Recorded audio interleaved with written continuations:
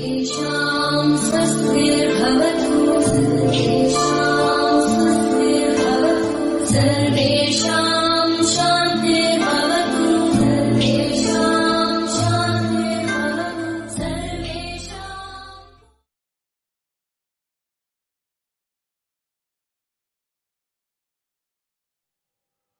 आदर्श शिक्षण संस्थान चूरू द्वारा संचालित ऑनलाइन शिक्षण व्यवस्था में मैं मालूराम लुहार, वरिष्ठ अध्यापक सामाजिक विज्ञान, आप सभी भैया बहनों का ऑनलाइन कक्षा में हार्दिक स्वागत करता हूं, अभिनंदन करता हूं।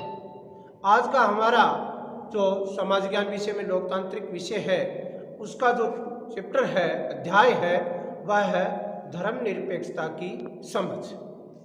तो आइए हम सर्वप्रथम ये देखते हैं कि धर्म क्या है।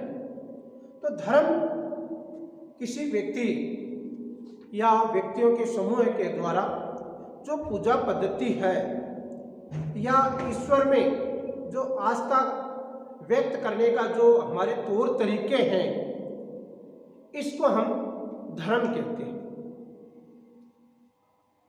धर्मनिरपेक्षता का शाब्दिक अर्थ में यदि हम आते हैं तो धर्म और निरपेक्ष का अर्थ होता है किसी एक का पक्ष नहीं लेना, यानी धार्मिक मामलों के अंदर तटस्थ रहना। अब यह बात लोकतांत्रिक विषय के अंदर क्यों जरूरी है, तो मैं आपको कुछ उदाहरण बता रहा हूं। जैसा हम सभी जानते हैं कि जर्मनी के अंदर एक तानाशाह शासक हुआ था, हिटलर।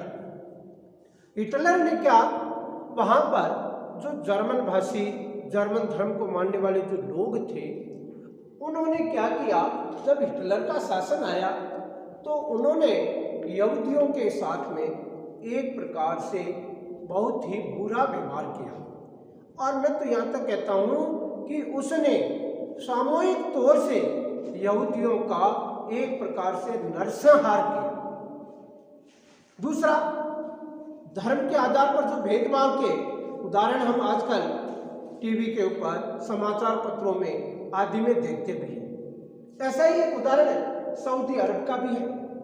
सऊदी अरब में क्या है कि वहां पर जो अल्पसंख्यक लोग हैं, अर्थात हिंदू धर्म के, ईसाई धर्म के लोग हैं, उनको आज भी वहां पर मंदिर या गिरजाघर का निर्माण नहीं करने देते। वहां पर आप सार्वजनिक स्थान के ऊपर किसी भी प्रकार की पूजा पद्धति नहीं कर सकते।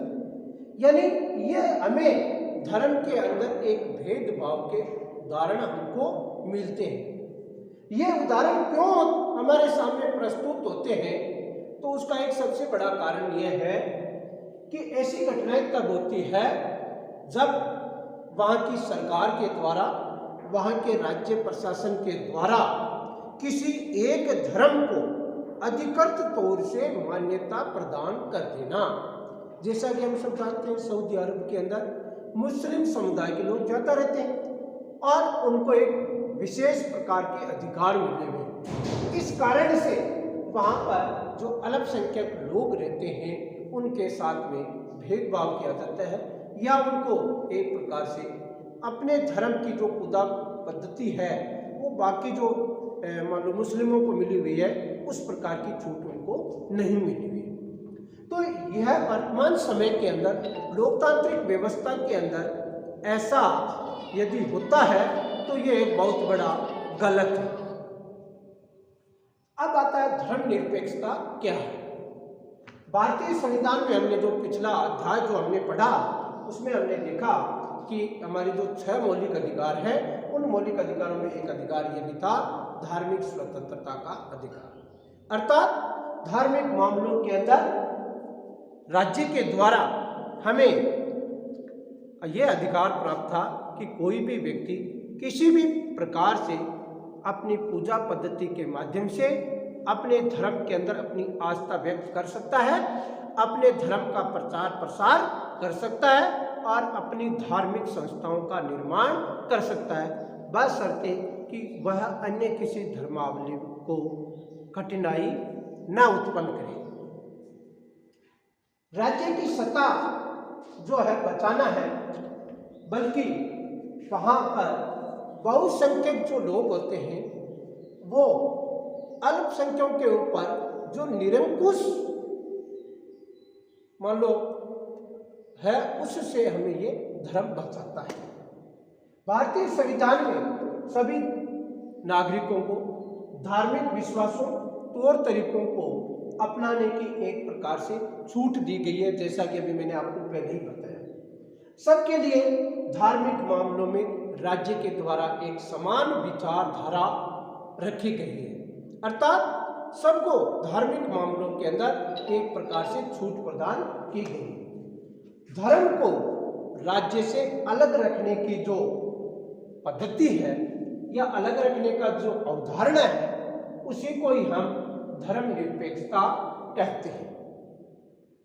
अब हम इसको धर्मनिरपेक्षता कहते हैं तो ये आए जो अभी मैंने उदाहरण दिया जर्मनी का, सऊदी अरब का, तो ये घटनाएं हमारे सामने क्यों होती हैं? तो ये घटनाएं हमारे सामने क्यों होती है या धर्म को राज्य से अलग क्यों रखना चाहिए?